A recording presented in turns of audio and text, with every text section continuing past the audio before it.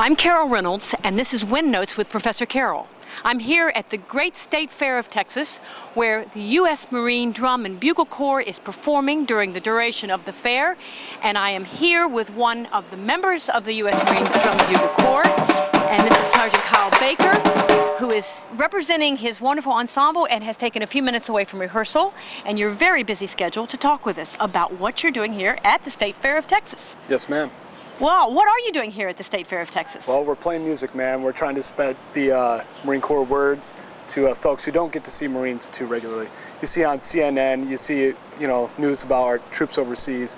We try to give the audience a real experience and represent the Marine Corps to those who don't get to see it too much.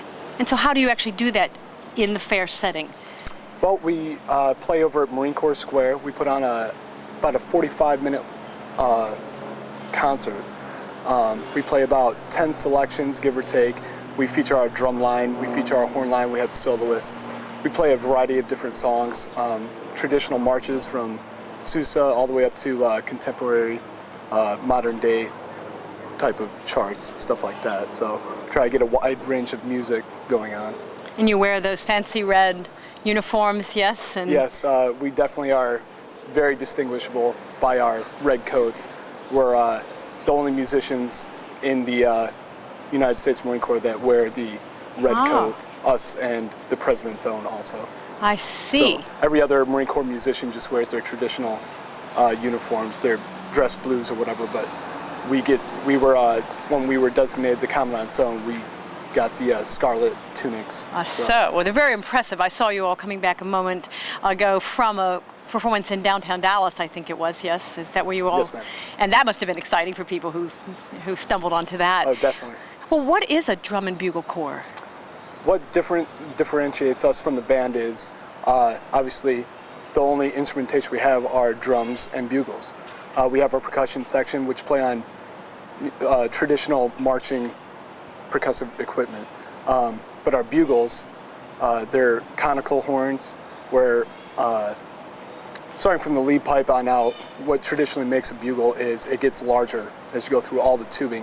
With a trumpet or a concert euphonium, something like that, the bugle opens up at the end of the bell. So that's the real difference between a bugle. They're also in the key of G. The whole way across, all the way from our contrabass bugle to our soprano bugle, is all in the same key. So that's what really differentiates us. And we obviously still stick with the two-valve instruments. So just kind of gives us a little differentiation between us and the band field or the President's own, something like that. We obviously have no woodwinds or anything like that. It's all brass bugles. So you can make quite a bit of racket when you want to, yes? Yes, they can definitely get quite loud. That's great, gets everyone's attention. Yes. Well, do you mind telling me your background? How does someone end up in this ensemble? You maybe didn't start out thinking that's what you would do with your future. Right. Well, I came in right out of high school. I auditioned while I was in high school, my senior year. They had a recruiter come out, played off my scales, selected piece. I had to sight read some stuff. About an hour-long audition. They ask you a bunch of questions and stuff like that. I personally did Drum and Bugle Corps as a civilian all the way through high school up in New York. So I was very interested to see how doing drum corps as a job would turn out. So when I heard about the Marine Drum and Bugle Corps, it's the only drum and bugle corps in the armed services, I was obviously interested in the military. I didn't know what I wanted to do yet. So when I found out there was a Drum and Bugle Corps, I obviously jumped at the opportunity. So I auditioned, they accepted me. I had a slot waiting when I got here. I went to boot camp, a nice little 3-month vacation down in Parris Island. Went through Marine Corps combat training in North Carolina, and then I reported to Washington, D.C. for duty. My goodness. That's a lot of things to happen. You mentioned that you were from, I believe, a small town when we were speaking a moment ago. Yes, very, very small town.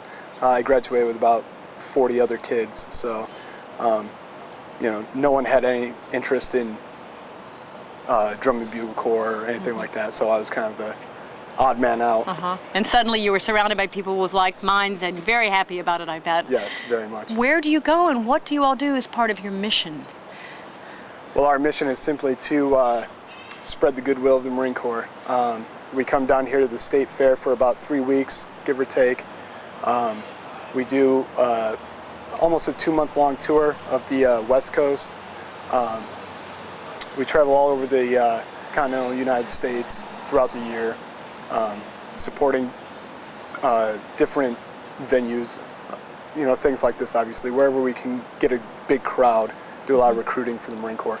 We don't necessarily recruit for ourselves. It's just trying to, get kids to be interested and, find out more information if they're interested in joining the military in general. So, do you think people these days are surprised to find out how vital and far-reaching the musical ensembles in the military are?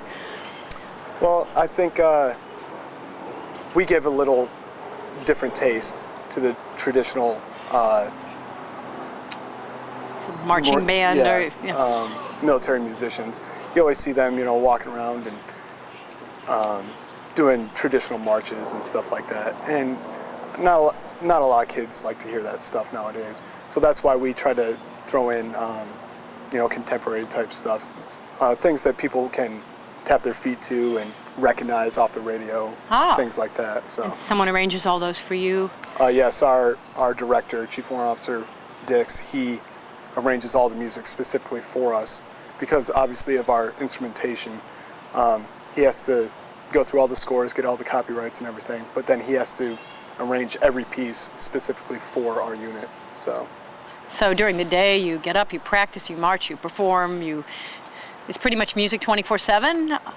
Most of the time. We also we have our Marine Corps obligations such as rifle range and martial arts training, PT, physical training, stuff like that. We have to do everything that every other Marine does in the Marine Corps. On top of that, they have their specific jobs. Our job is to play music. Play music. And that's probably what you hoped and dreamed you'd be able to do when you were coming up. Definitely. Well, you've done it in a grand way, and you're here at the State Fair. Are you all be able to see any of the fair or eat those crazy fried Snickers? We definitely, we get some time off, and we like to go out around the fair and check out the new things every year. But there's also the good old familiar things that we look forward to seeing every year, too. What's your favorite food at the fair? Or do you know? I'm pretty partial to the corny dogs. So. The good old-fashioned corny dogs. Well, we're pretty proud of the State Fair here in Texas, yes. And we're very proud that we can have the members of the U.S. Marine Drum and Bugle Corps here, making it a much more special fair than it would be otherwise. And I thank you for your time. Thank you, ma'am.